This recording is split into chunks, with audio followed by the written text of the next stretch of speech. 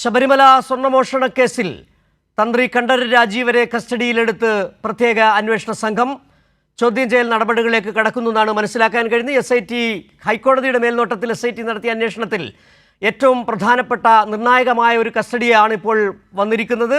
ഇപ്പോൾ കണ്ഠരര് രാജീവരെ കസ്റ്റഡിയിലെടുത്തിരിക്കുന്നു എന്നതാണ് ഏറ്റവും പ്രധാനപ്പെട്ട വിവരങ്ങളുമായി ഇപ്പോൾ ഷീജ തിരുവനന്തപുരത്ത് നിന്ന് ചേരുന്നു. ഷീജ, ഏതായാലും അന്വേഷണം അതിൻ്റെ ശരിയായ ദിശയിൽ തന്നെ മുന്നോട്ട് പോകുന്നു എന്നാണ് മനസ്സിലാക്കാൻ കഴിയുന്നത്. ഇതിൽ ആചാരപരമായ ഇടപെടൽ നടത്തിയ ആളാണ് തന്ത്രി കണ്ഠരര് രാജീവര്.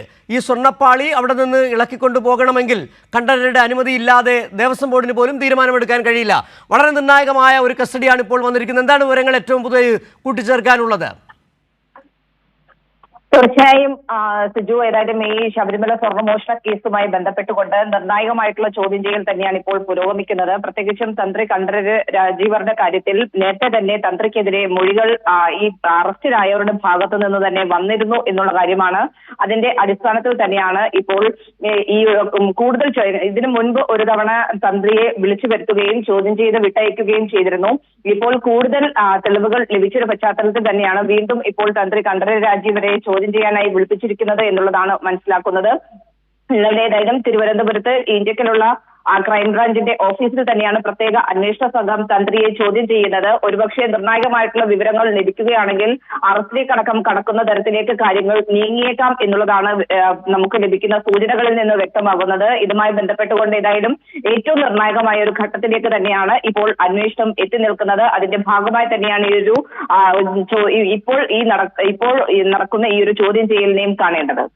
ഷീജ, ഇതിനകത്ത് നമുക്ക് നേരത്തെ തന്നെ അറിയാം, ഉണ്ണികൃഷ്ണൻ പോറ്റി അവിടെ എത്തിയത് തന്നെ കണ്ഠരര് രാജീവരുടെ പ്രത്യേക അനുമതിയുടെ അടിസ്ഥാനത്തിലാണ്. കണ്ഠരര് രാജീവരാണ് ഉണ്ണികൃഷ്ണൻ പോറ്റി അവിടെ എത്തിച്ചെന്നുള്ള വിവരങ്ങൾ പുറത്തു വരുന്നു. കഴിഞ്ഞ UDF സർക്കാരിൻ്റെ കാലത്ത് പ്രിയാർ ഗോപാലകൃഷ്ണൻ ദേവസ്വം ബോർഡ് അധ്യക്ഷനായിരിക്കുന്ന സമയത്താണ് ഈ തന്ത്രിയുടെ അനുമതിയോടുകൂടി ഉണ്ണികൃഷ്ണൻ അവിടെ പോറ്റി അവിടെ എത്തുകയും ചെയ്തത്. സ്വാഭാവികമായും കേരളത്തിലെ ജനങ്ങൾക്കറിയാവുന്ന ഒരു കാര്യമാണ്, അവിടുത്തെ ആചാരപരമായ വിഷയങ്ങളിൽ വളരെ കൃത്യമായി നിലപാടെടുക്കേണ്ടത് അതിൻ്റെ അവസാന വാക്ക് എന്ന് പറയുന്നത് തന്ത്രി കുടുംബമാണ്, തന്ത്രി എന്ന് പറയുന്ന കണ്ഠരര് രാജീവരുമാണ്. സ്വാഭാവികമായും ഈ സ്വർണ്ണപ്പാളി അടക്കം അവിടെ ഇളക്കിക്കൊണ്ട് പോകണമെങ്കിൽ തന്ത്രി കണ്ഠരര് രാജീവരുടെ അനുമതി ഇല്ലാതെ ദേവസ്വം ബോർഡ് പോലും തീരുമാനമെടുക്കാൻ കഴിയില്ല.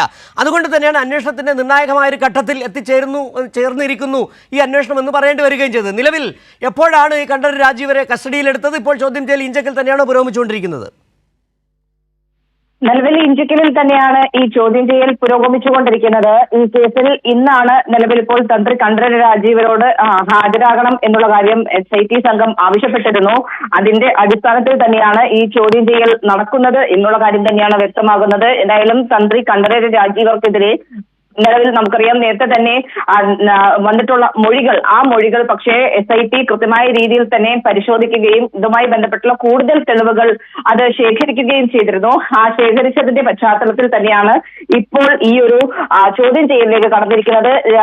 രാവിലെ ഇവിടെ തന്ത്രി കണ്ഠരര് രാജീവർ എത്തി എന്നുള്ള വിവരമാണ് ഇപ്പോൾ പുറത്തു വരുന്നത്. ഏതായാലും ഇതുമായി ബന്ധപ്പെട്ടുകൊണ്ട് ഇവിടെ ഇഞ്ചക്കിലുള്ള ക്രൈംബ്രാഞ്ചിന്റെ ഓഫീസിൽ തന്നെയാണ് ഈ ചോദ്യം ചെയ്യൽ പുരോഗമിക്കുന്നത്.